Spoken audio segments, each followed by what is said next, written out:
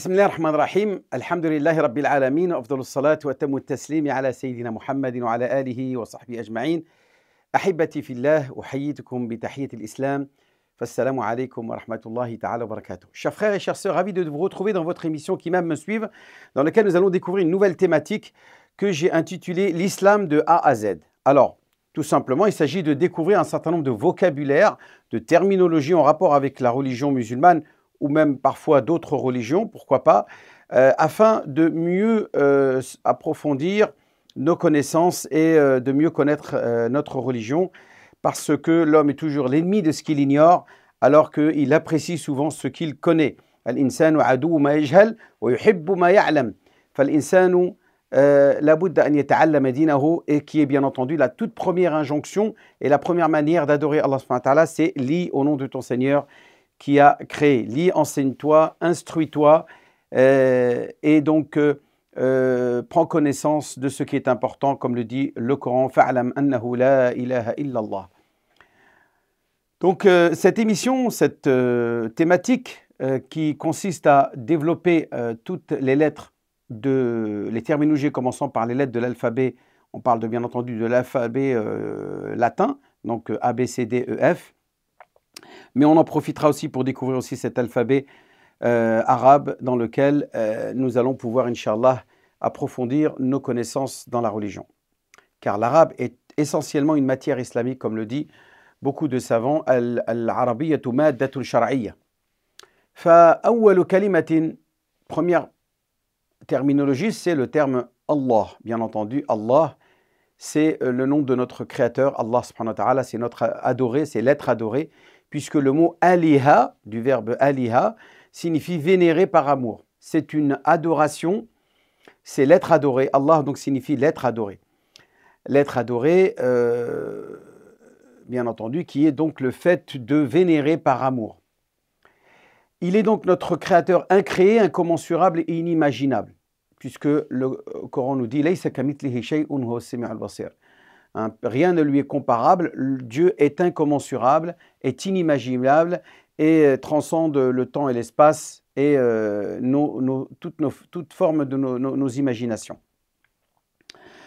Je voudrais préciser que Allah doit se prononcer de manière emphatique, c'est-à-dire de manière grave, avec une prononciation grave. On dit Allah, Allahu wahdahu la sharik, on ne dit pas Allah. Le A en français donc n'existe pas en arabe. Soit c'est A, soit c'est E. C'est l'article, c'est la lettre E avec un accent grave, qui est la prononciation aussi du nom de Dieu, mais si elle est précédée par une voyelle I, par la kasra. Par exemple, on dit Bismillah, on ne dit pas Bismillah.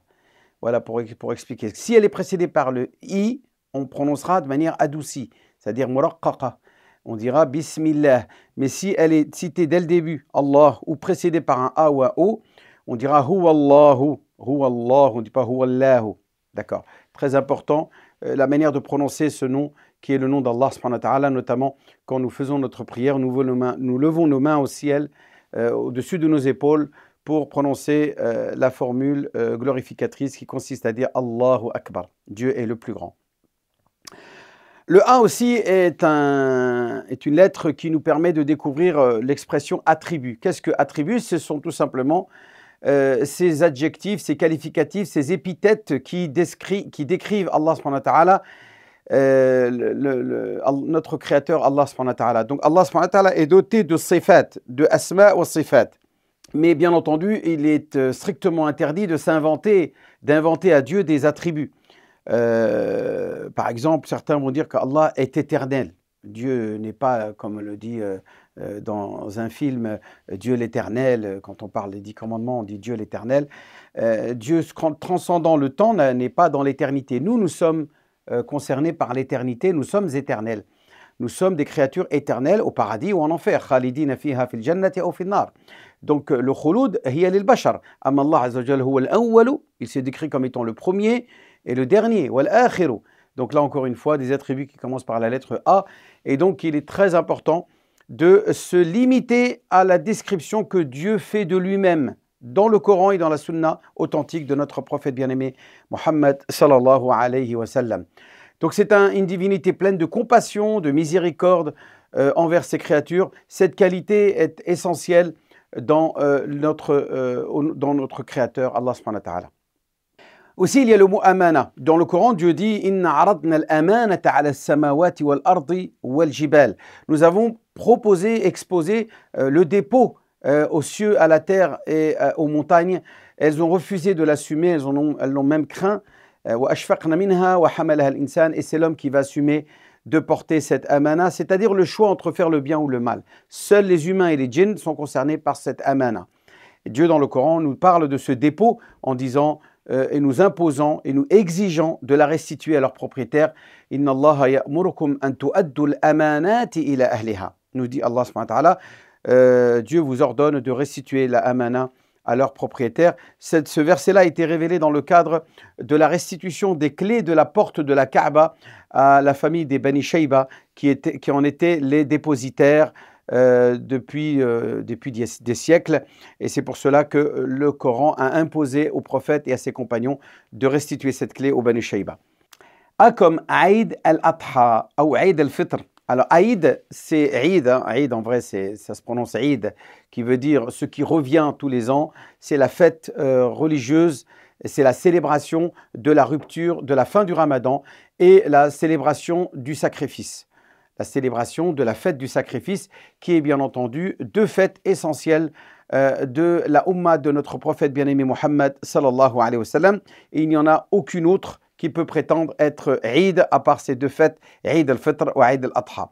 Eid al-Fitr étant le premier jour de Shawwal, Eid al-Adha étant le 10e jour du 12e mois du calendrier lunaire, c'est-à-dire du mois de Dhul Hijjah. Une manière de décrire Allah subhanahu wa ta'ala est d'utiliser le A du préfixe de la formule af'ala. Af'ala qui est le superlatif de tous les épithètes qui élogent et glorifient Allah subhanahu wa ta'ala le Très-Haut.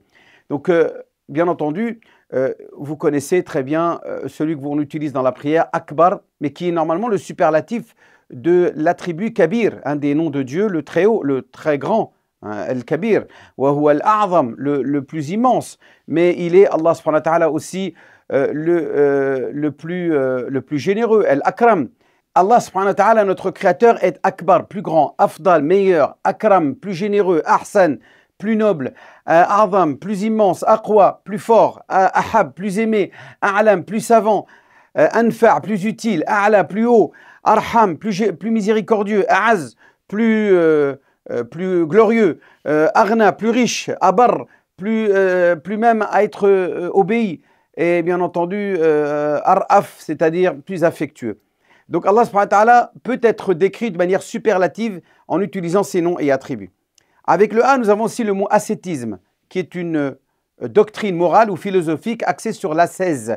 L'ascèse qui est la vie rude ou austère, où l'on se prive des plaisirs matériels. Elle est contraire aux valeurs de l'islam, car l'austérité n'est pas une vertu, car le prophète nous dit « Inna Allah yuhibbu an yara athara ni'matihi fi 'abdihi » Dieu aime que quand Dieu le comble de ses bienfaits, qu'on en voit la trace sur lui.